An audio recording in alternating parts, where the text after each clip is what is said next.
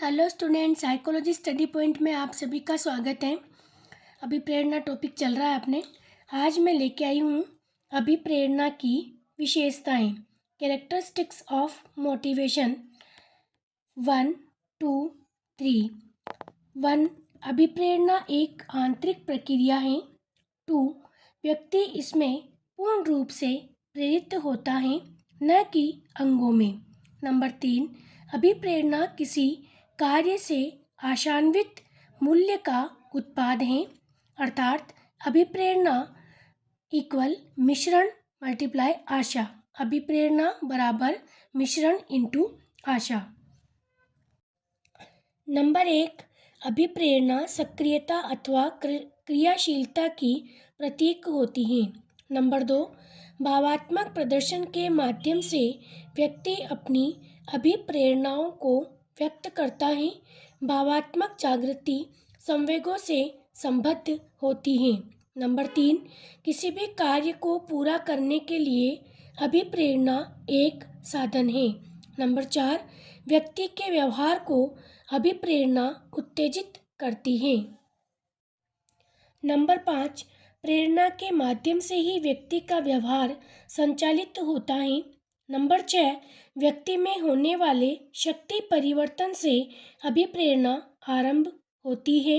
Number 7, अभिप्रेरणा किसी क्रिया को उत्तेजित करने, जारी रखने एवं नियंत्रित रखने की प्रक्रिया है। नंबर 8, अभिप्रेरित व्यवहार चयनात्मक होते हैं। नंबर 9, देन लास्ट, अभिप्रेरणा अधिगम का सहायक अंग है। अभिप्रेरणा के प्रकार, टाइप्स ऑफ मोटिवेशन, 2 टाइप्स हैं इसके। नंबर 1 है आंतरिक अभिप्रेरणा और नंबर 2 है बाह्य अभिप्रेरणा। आंतरिक अभिप्रेरणा इंट्रिंसिक मोटिवेशन, इसके अन्य नाम है प्राथमिक अभिप्रेरणा, जन्मजात अभिप्रेरणा, प्राकृतिक अभिप्रेरणा।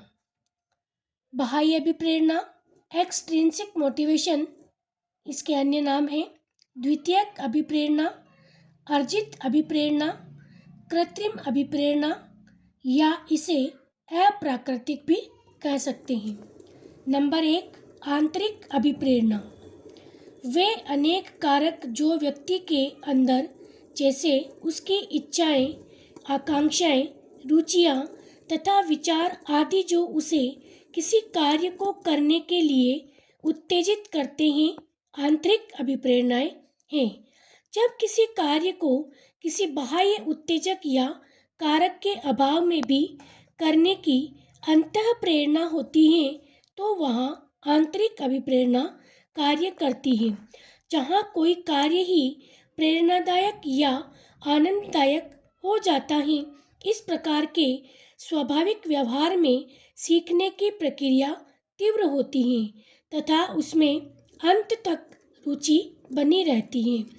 प्राकृतिक अभिप्रेरणा के अंतर्गत शारीरिक अभिप्रेरणा, स्वाभाविक अभिप्रेरणा तथा संवेगात्मक आदि सम्मिलित हैं।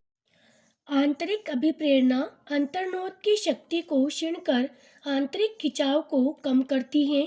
परिणाम स्वरूप आंतरिक साम्य स्थापित होता है तथा वैयक्तिक लक्ष्यों की प्राप्ति हेतु सीखने की इच्छा स्वयं उत्पन्न होती है।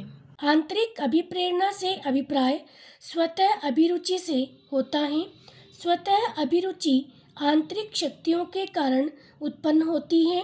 ये आंतरिक शक्तियाँ जो व्यक्ति के व्यवहार को उत्तेजित करती हैं, आंतरिक अभिप्रेरणा कहलाती हैं। यह अभिप्रेरणा जो प्रत्यक्ष रूप से व्यक्ति की प्राकृतिक इच्छाओं और प्रवृत्तियों से संबंधित होती है, इसके पीछे शारीरिक अभिप्रेरणा कार्य करती है।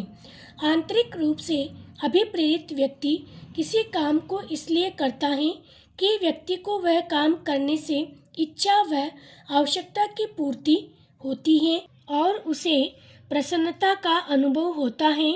सीखने में अभिप्रेरणा का वास्तविक महत्व है, क्योंकि इससे स्वाभाविक रुचि उत्पन्न होती है और यह अंत तक बनी रहती है। अभिप्रेरणा सभी व्यक्तियों में पाई जाती है। इससे शरीर की बुनियादी आवश्यकताएं पूरी होती हैं। यह जन्म से ही व्यक्ति में अपना अस्तित्व बनाए रखती हैं। इस तरह आंतरिक कुछ ऐसे कारकों पर निर्भर करती हैं जिन्हें बाहरी तौर पर प्रत्यक्षतः देखना संभव नहीं होता है। चिंता, उपलब्धि की आवश्यकता, संबंधन की आवश्यकता, आकांक्षा स्तर आंतरिक अभिप्रेरणा के उदाहरण हैं। लोविल ने अभिप्रेरणा के लिए आंतरिक कारक की आवश्यकता का वर्णन किया है।